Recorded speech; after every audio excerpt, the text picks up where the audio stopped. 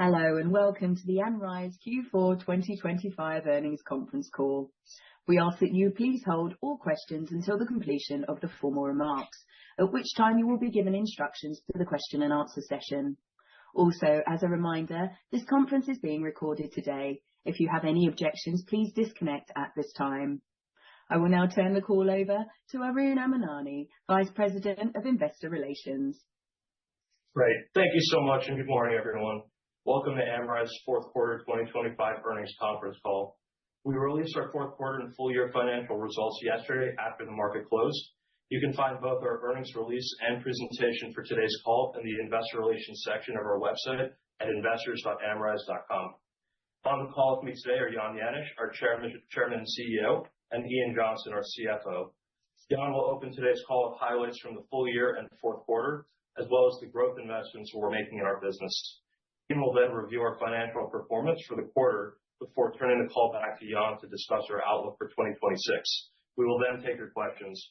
Before we begin, during the call and in our slide presentation, we reference certain non-GAAP financial measures, which we believe provide useful information for investors.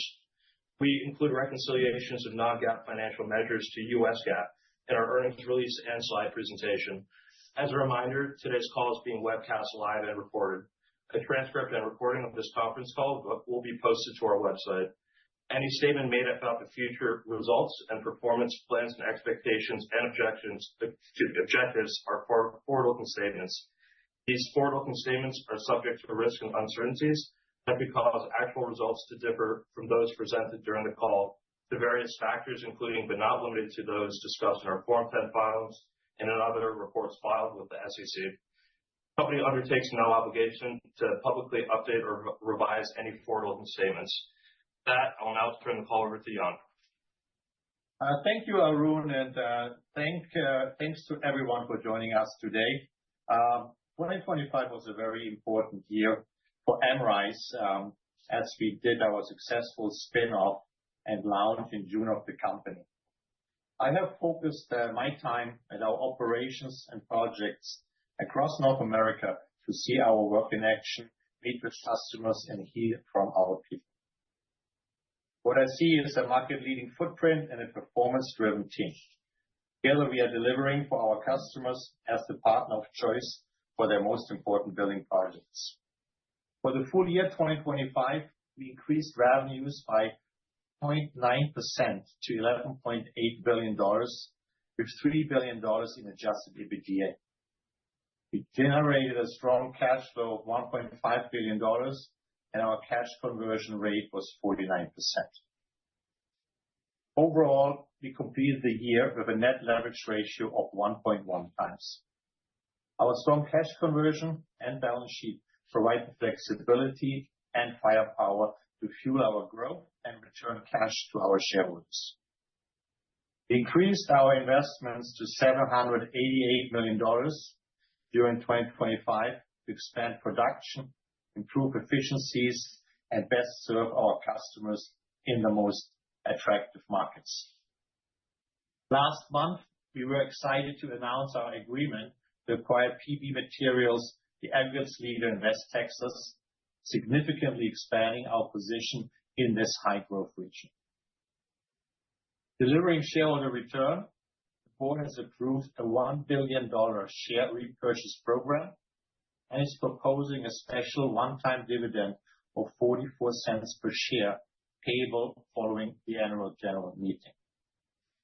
The board is also proposing an annual ordinary dividend of 44 cents per share, be paid in quarterly installments. These dividends will be paid out of legal capital reserves from tax capital contributions and are not subject to Swiss withholding tax. The dividend and share program are subject to customary shareholder approvals at our AGM in April. Looking to the future, we are well positioned in our $200 billion addressable market, and we have set our 2026 guidance reflecting accelerating customer demand and profitable growth. This includes 4%-6% growth in revenues and 8%-11% growth in adjusted EBITDA. Let us look at some of the highlights of the fourth quarter.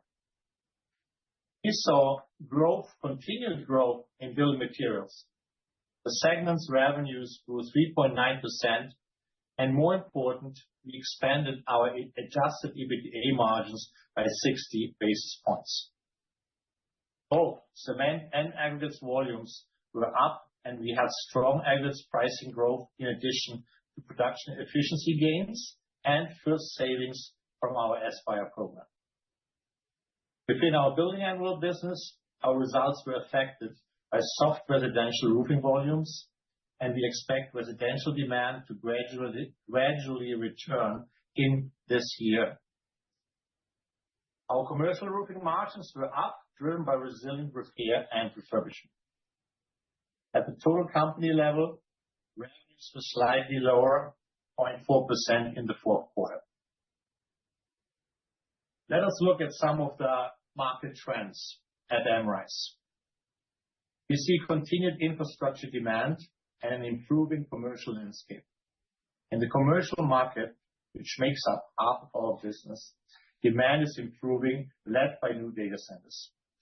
Data center construction has been and continues to be a significant bright spot as hyperscalers rapidly build out the infrastructure that will power the AI economy. This is the largest infrastructure expansion in recent history, and the United States is at the center. In fact, over 40% of global data center infrastructure investment is expected to be spent in the United States through 2030. Speed, efficiency, innovation, and reliability are key in this market, making it a space where Amrize Building Solutions and unparalleled footprint offer strong competitive advantages. In 2025 alone, we supported and supplied more than 30 data center projects, and we will see that work accelerating into this year. For us, we have just as much opportunity to supply the data centers as we do to support the infrastructure surrounding them. In 2026, we expect the commercial market to pick up as interest rates continue to move lower and as customers accelerate their investments in advanced manufacturing, warehousing, and logistics. In infrastructure, demand continues to be steady, with federal, state, and local authorities prioritizing modernization projects.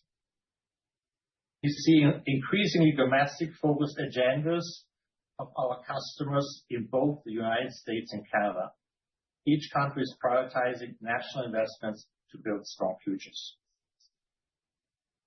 Within residential, new construction remains soft. We expect demand to gradually return later this year,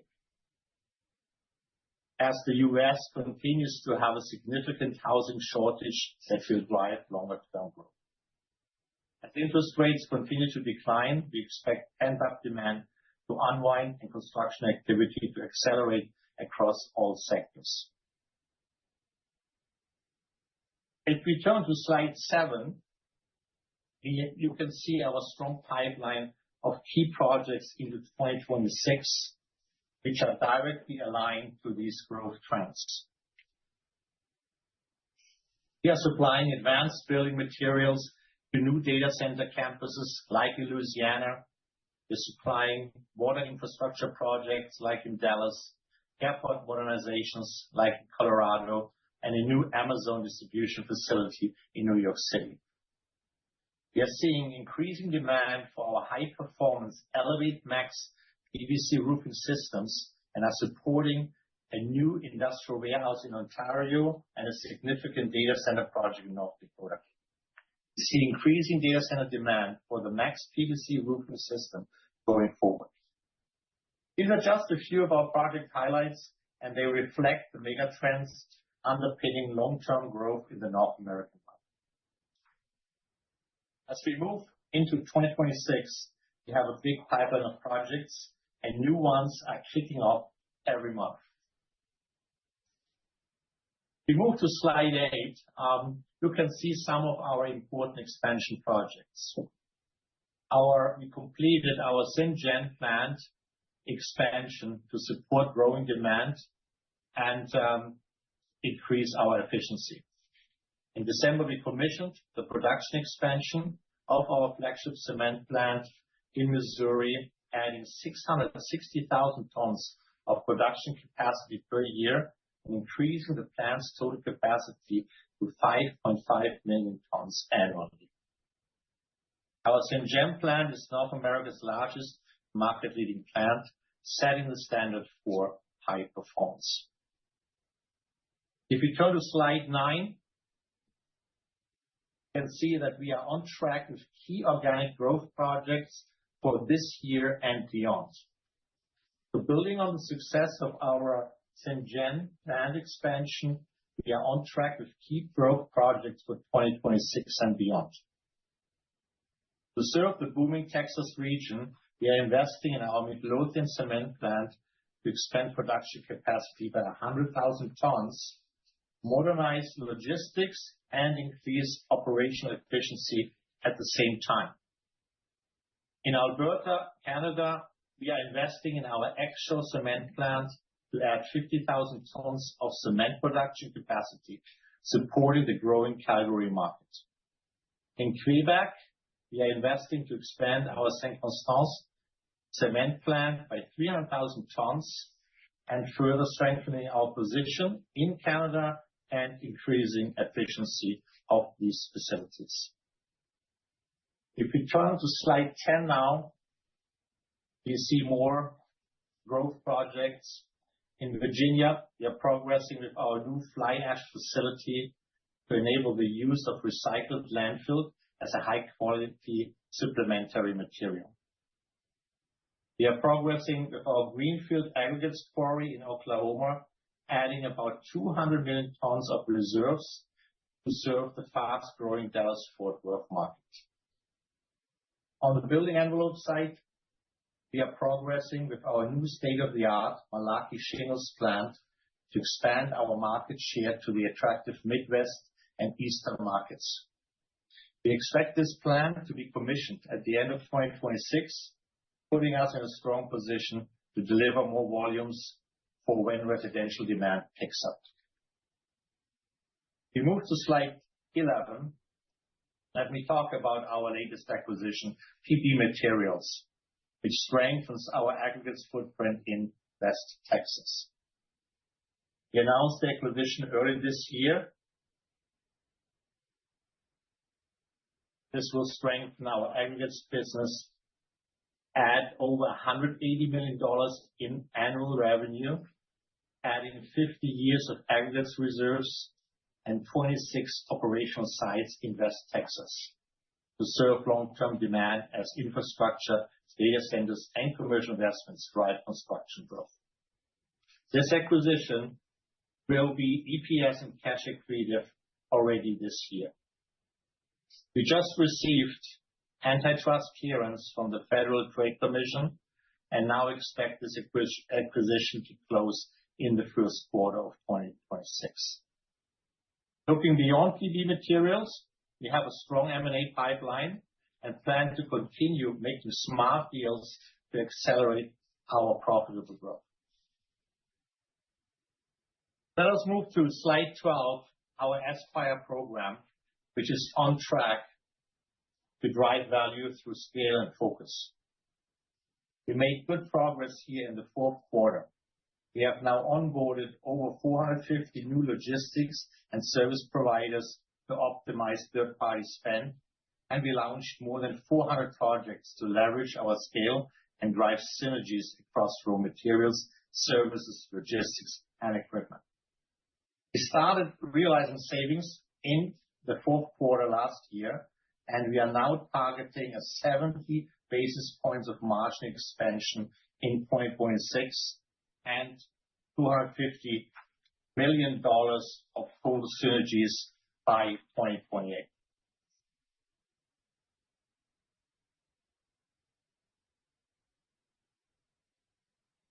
Let us talk about allocating capital.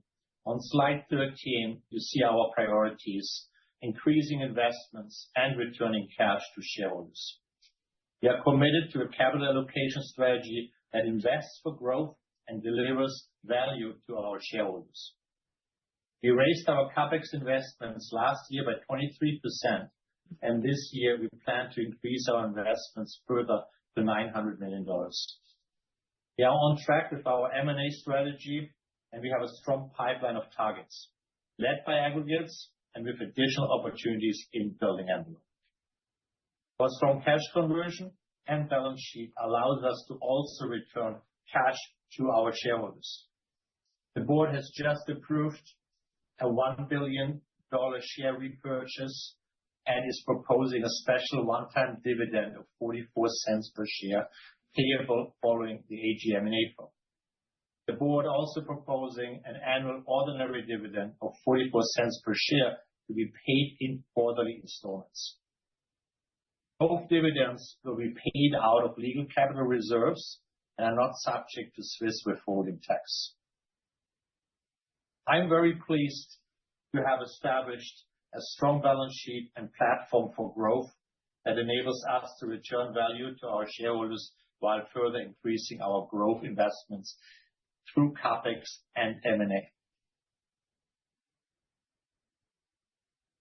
Before discussing our guidance for this year in more detail, I turn over to Ian, and he gives us more details on our financial results. Thank you, Jan. I'll begin on slide 15 with our results by segment, starting with building materials. For strong volume and revenue performance in Q3, we saw continued momentum and margin expansion in our building materials segment during the fourth quarter as new infrastructure and data centers and commercial projects broke ground. Revenues were approximately $2.2 billion in the quarter, an increase of 3.9%, driven primarily by higher volumes across both our cement and aggregates businesses, combined with continued aggregates pricing growth. Cement volumes increased 3.6%, and aggregates grew 3%. We continue to see steady support from federal, state, and local infrastructure spending, as well as growth in select commercial markets, particularly in data centers and warehousing and logistics, which we expect to continue in 2026. Cement pricing for the quarter was down 0.8%, while full year 2025 was up 30 basis points on a constant currency basis. As we mentioned last quarter, we have announced price increases in 2026 across all our markets, driven by the positive volume trend we have seen across our cement business over the last 2 quarters and into the new year. Pricing has been phasing in since the start of the year, with full run rate in place soon by April 1st. As a reminder, our markets are driven by local demand, varying by geographic region. That said, we continue to see favorable pricing dynamics across our network, supported by our inland positions in high growth, attractive markets. Meanwhile, aggregates pricing on a freight adjusted constant currency basis increased 3.8% in the quarter. Including freight, pricing was up 7.3%. We continue to see healthy aggregates pricing supported by strong local market fundamentals and ongoing infrastructure demand. Building materials adjusted EBITDA was $705 million in the fourth quarter, up 4.9% compared to the prior year, while adjusted EBITDA margin was 32.6%, up 60 basis points.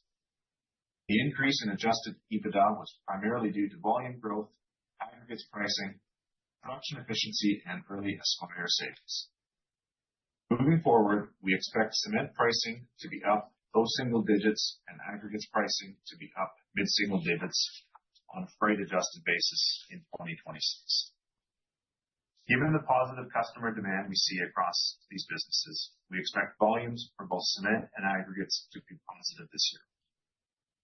Before we move to building envelope results, it's worth noting that the first quarter is typically a seasonally slower quarter for building materials as we perform annual maintenance and build inventory ahead of the peak selling season. Moving to slide 16, turning to the building envelope, fourth quarter results were $678 million, a decrease of 11.8% compared to the prior year. The decline was largely driven by softer residential roofing demand.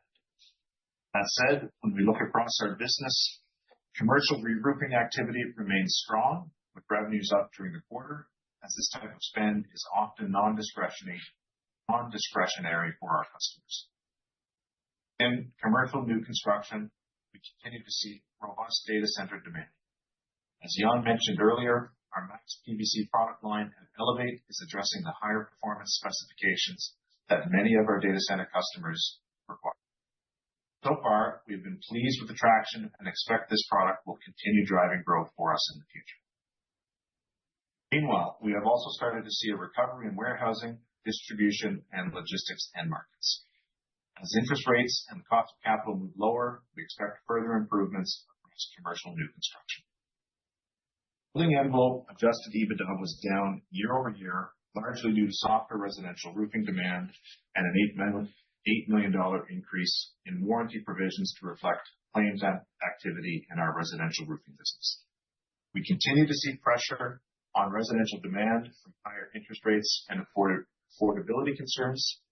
These headwinds were partially offset by an increase in commercial roofing margins driven by resilient repair and refurbishment demand. Moving into 2026, we are focused on what we can control.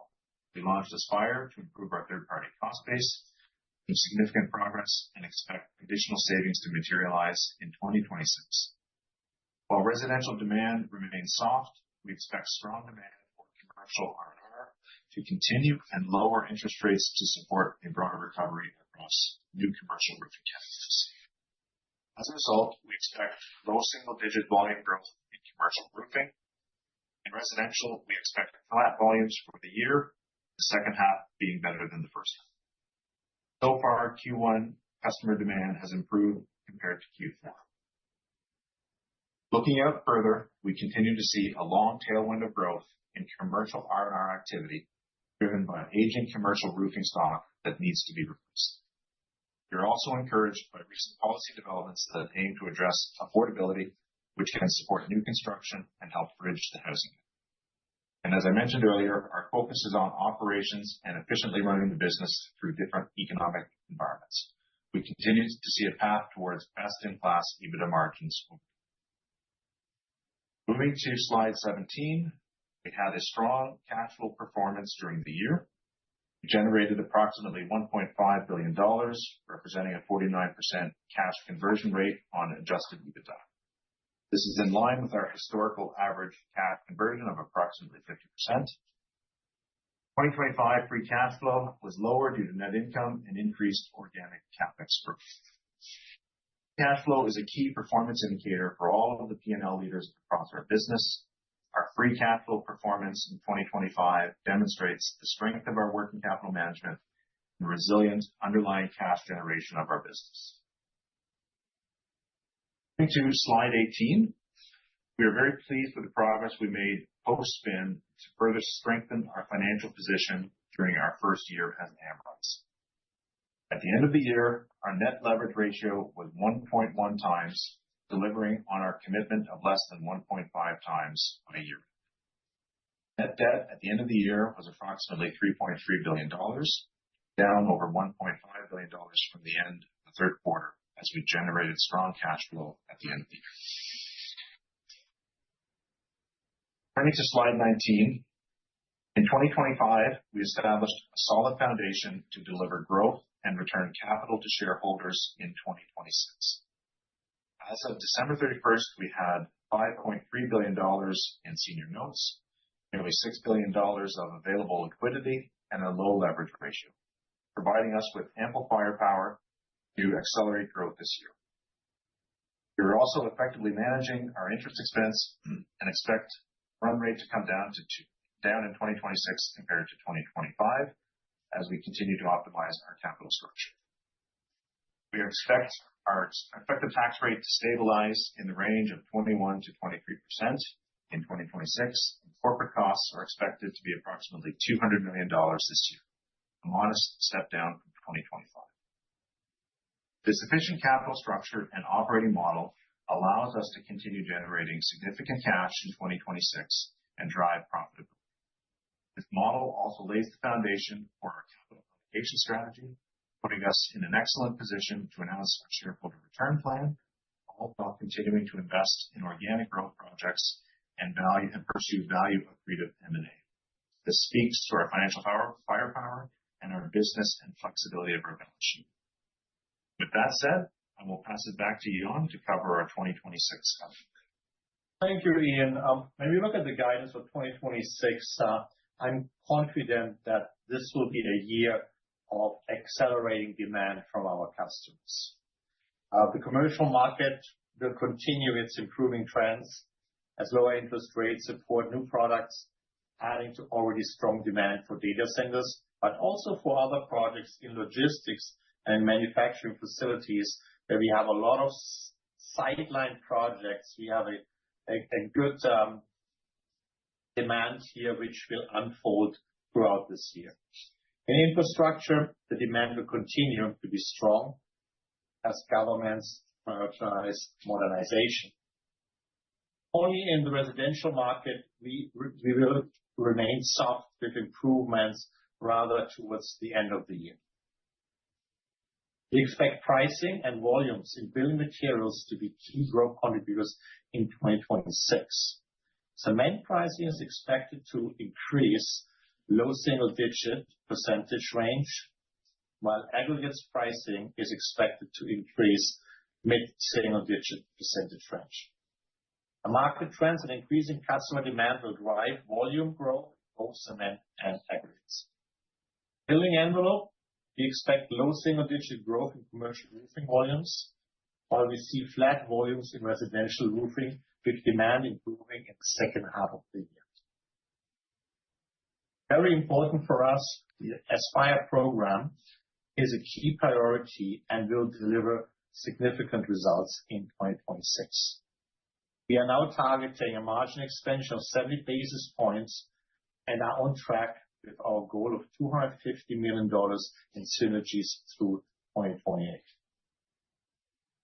Based on this momentum from our customers to all the programs under our control, we have set our 2026 guidelines or guidance with 4%-6% revenue growth and 8%-11% EBITDA growth. Both numbers include the contribution from our recent PP Materials acquisition. With that, I now pass back to Arun and to open up our question and answer session. Thank you, Jan. Operator, we're now ready to begin the question and answer session. Thank you. At this time, if you would like to ask a question, please use the raise hand button, which can be found on the black bar at the bottom of your screen. When it is your turn, you will receive a message on your screen from the host allowing you to talk, and then you will hear your name called. Please accept, unmute your audio, and ask your question. If you are dialing in via telephone, please use *9 to raise your hand and *6 to unmute. As a reminder, we will allow analysts one question today. We will wait one moment to allow the queue to form. Our first question is from Adrian Huerta from JP Morgan. Please unmute your line and ask your question. Thank you. Can you hear me? We hear you. Hi, Gianni and Arun. Thank you for taking my question.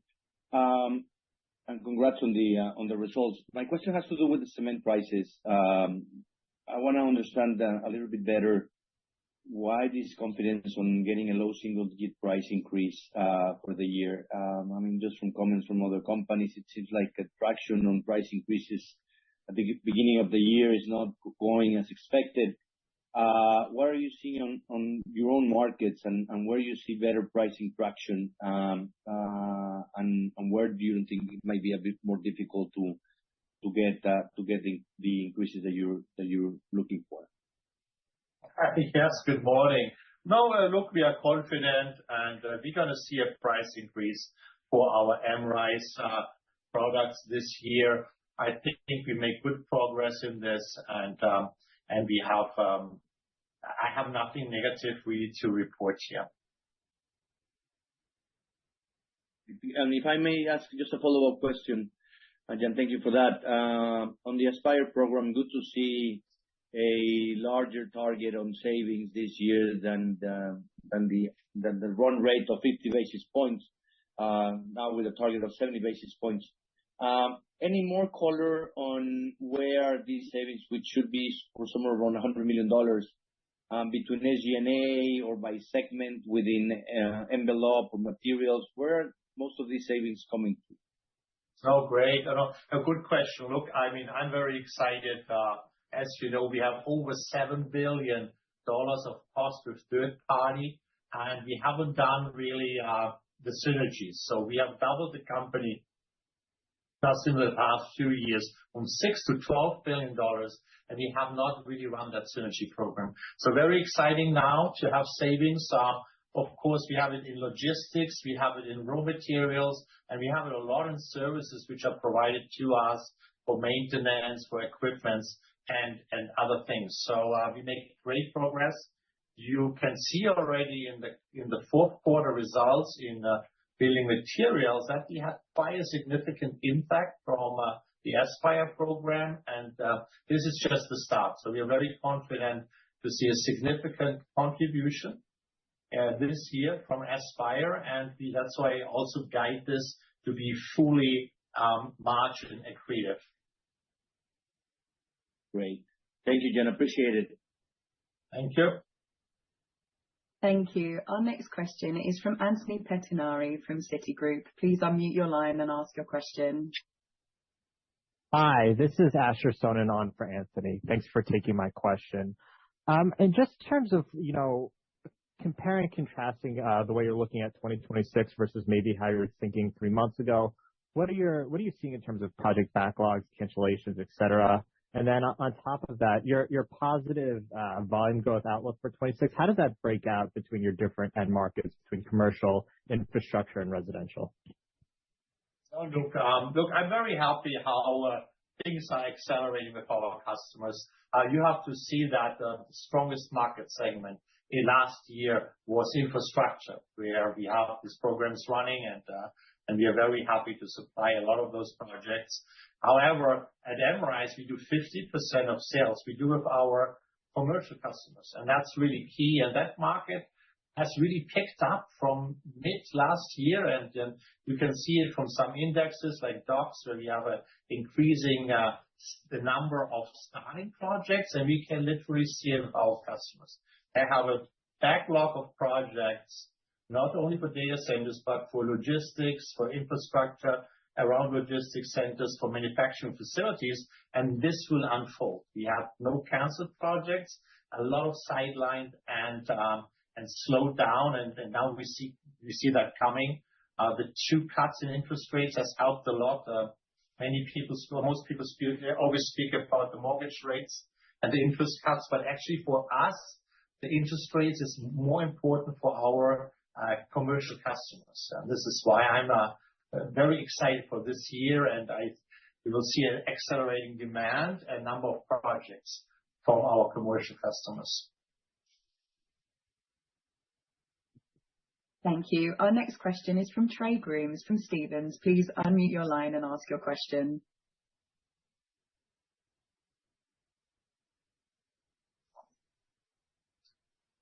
Trey Grooms from Stephens, if you could please unmute your line and go ahead with your question. Got it. Can you hear me now? Please go ahead. Okay, thank you. Sorry for that. Yeah, just on the acquisition, maybe if we could touch on that. PB Materials, aggregates-led business, with some ready mix. It's included, I believe it's included in the full year guide. It's doing $180 million in annual revenue. Any other details maybe you could give us there around PB? I understand it's in West Texas and geographically where it stands, but anything around maybe the annual production or tonnage or how much it's adding to the overall volume being positive this year in aggregates? Any other details that maybe you could give us? Thank you. No, thank you. Great question. And look, we have a great slide on this, slide 11. And I think what's key here for me is, first of all, the size of the acquisition, over $180 million. We're going to close that very soon now in Q1. So very excited now when the season really starts that we have this business with us. It's already a very well-margined product, business which has now significant synergies. I like we bought a little map there where you can see how well that fits with our footprint in Texas, especially also how our cement terminals can now fully service all those sites. We have about 26 sites, operating sites, and 13 are quarries, and another 13 are ready-mix sites. So it's a well-balanced business, and they are the market leader, around 30% of market share. So I'm very happy we can onboard now them with our very successful business in Texas. Thank you. Our next question is from Brian Blair from Oppenheimer. Please unmute your line and ask your question. Thank you. Good morning, everyone. You offered pretty good color on the visibility in commercial and infrastructure project outlook. I was hoping we could drill down a little bit on the residential side. And we know that there's weakness anticipated, and understandably so, over the near term. Looking to the back half, there's some degree of recovery against relatively weak comps. If we look at the low versus high end of your guidance, are you willing to quantify what is baked in, specific to residential market activity as we look to the back half? No, I wish I could share with you, but I think what's exciting about residential, while it's only around 20% of our business, 50% of that is repair and refurbishment. And this gives us this resilient demand from the residential customers. Now, that was slowed down last year. We had much less storm impacts like we had in years before, but this has really slowed us down, especially in Q4. But we believe this will normalize this year again. So to the question, I'm quite confident that repair and refurbishment, we will see significant growth for us in 2026. New residential, that needs to be seen if that sees a recovery towards the end of the year, or let's say a start of recovery. But in our numbers, we're not planning for any growth in new construction residential, but very confident about repair and refurbishment. Our next question comes from Pujarini Ghosh from Bernstein. Please unmute your line and ask your question. Hi, thanks for taking my question. One follow-up on the guidance. Please, can you confirm that you have not baked in any future potential acquisitions in the revenue and EBITDA growth guidance for 2026? And could you give some color around the CapEx spend that you are going to do in 2026 and how much new capacity addition in terms of the overall portfolio does these new projects bring in? Oh, hey, good morning. Thank you for the question. So the guidance of 4%-6% revenue growth and 8%-11% EBITDA growth is organic, including the PP Materials acquisition. We are very confident about these numbers. You have to see we have now this accelerating demand from our customers and our order books, which are on a good level. And then we have a lot of self-help. So we're going to see the pricing this year. We have the Aspire program, and we have the first impact from our new growth CapEx programs. Very excited to start to run our flagship cement plant in St. Louis at higher volumes, and then the other CapEx will come. I think at this point, we don't give a break, which is maintenance CapEx and growth CapEx, but you can see as we come somewhere from below $600 million to $900 million this year, you see already that we are more than doubling our growth CapEx, and this is a good thing. We have a lot of low-hanging fruits to debottleneck, to expand in new markets. Is it the new plant of Malarkey to enter the eastern markets, or is it new terminals to distribute our cement and aggregates? And of course, we are excited to debottleneck some of our best-performing cement plants to increase the volumes, but also to further improve the efficiencies. Thank you. Our next question is from Yassine Touahri from On Field Research. Please unmute your line and ask your question. Yes, good morning. Thank you very much for taking my question. Just one question regarding your building envelope business.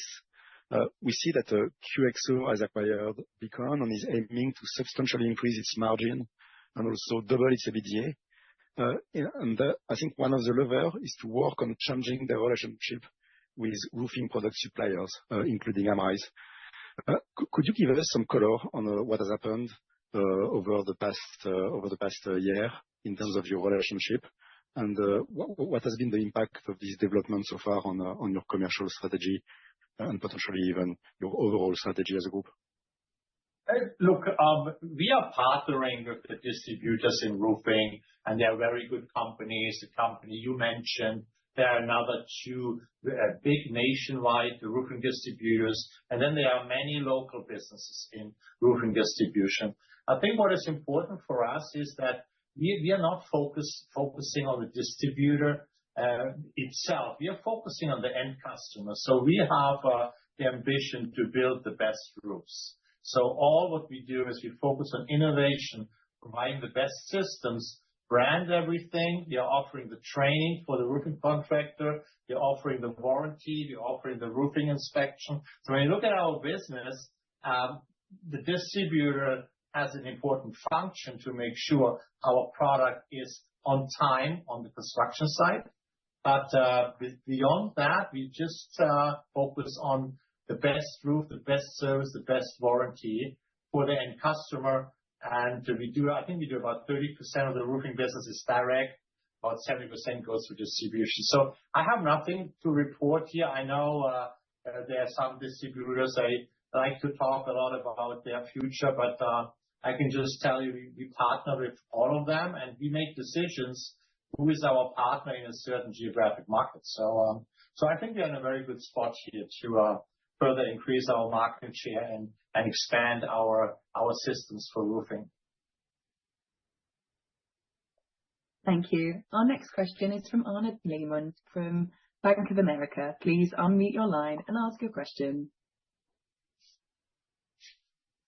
Thank you very much. My question is regarding your Q4 free cash flow generation. Very impressive, around $1.7 billion, I believe.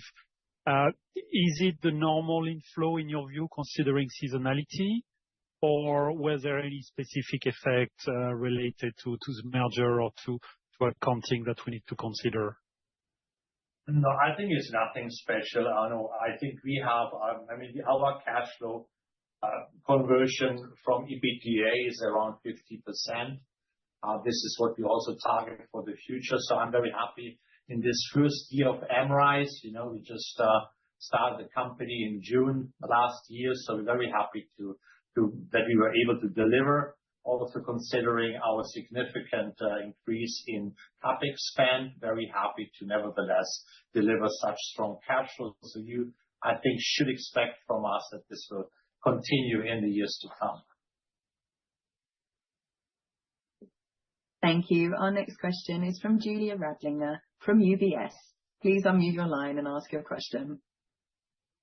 Hey, thanks very much, guys. Jan, Ian, Arun. Any color you can give investors on building envelope earnings in 2026? I know you're guiding to overall positive volumes, commercial up a little bit, resi more flat. But what about margins? If resi roofing volumes are as you expect and commercial as well, should we expect building envelope EBITDA to be up as well in 2026? Yeah, look, when you look at our guidance, that we want to grow the EBITDA 8 to 11% this year, you can imagine that this is true for both segments, for building materials and for building envelope. And we have strong programs in place, also with Aspire, to increase our efficiencies in building envelope as well. We have pricing in place, and our target is to increase price over cost in building envelope in 2026. Thank you. Our next question is from Tom Sang from Barclays. Please unmute your line and ask your question. Yeah, hi, thanks for taking our questions. Could you maybe just elaborate a little bit on, the volume in materials? I think you said volume will be a growth contributor for the materials business, both cement and aggregates. Is that a sort of low single digit, mid-single digit number? And is that predominantly driven by the self-help and organic growth that you have as you ramp St. Gen, or do you think that's more a sort of market growth number? And I guess maybe just slightly linked to that, can you talk a little bit about how you plan to approach the St. Gen ramp up? Obviously, it sounds like commercial and infra demand is okay, resi a little bit weaker, but it's still a decent amount of capacity to try and bring to the market. If you can just talk about the strategy of how you'll introduce those volumes. Thank you. I think it's important if you run Amrize and you guide the year and you give the targets to your sales force, to all the people responsible. I very much like to focus on ourselves. I don't make a big market prediction. So like the St. Gen expansion is based on our customers demanding the product. And this is how we work. And this is why we come up that we believe our volumes will increase in 2026. And this is all I can say at this point. We make this all for the customers, and we have good order books. And again, nothing negative to report here. Thank you. As a reminder, if you would like to ask a question, please use the raise hand button, which can be found on the black bar at the bottom of your Zoom screen. And when it's your turn, you'll receive a message to ask your question. If you are dialed in by phone, please use *9 to raise your hand and *6 to unmute. Our next question is from Carlos Caburrasi from Kepler Cheuvreux. If you'd like to unmute your line and please ask your question. Hi, everyone. Thank you for the presentation and for taking my questions. Just wondering on CapEx, if you could give us some color regarding the expected investments during the rest of the decade. I'm just wondering if we should expect a further acceleration from the 900 in 2026, or is it going to be kind of flat or a front-loaded performance that will normalize as we get closer to 2030? Thank you. Look, I'm very happy to invest in the business. So I was happy that we have the opportunity, a lot of low-hanging fruits on the CapEx side, and we're doing all the good projects. So that adds up to around 900 million CapEx spent this year. I think this is already a significant increase, especially when you focus on the growth CapEx. This means we more than double the growth CapEx this year. I think this is in a good spot. And then we will take it from here. Those projects we also introduce here. I think we have 2 slides on like 6 of the most important projects for us. And that also keeps us busy because you not only have to execute this and commission the plant or whatever the CapEx is about, you also have to commercialize the volumes into the market. So I think we are on a great track to fully support our growth ambition for 2026. And then we will see later this year what the CapEx is for the years to come. But I think 900 million is a good number for us. Thank you. Our next question is from Keith Hughes from Truist. Please unmute your line and ask your question.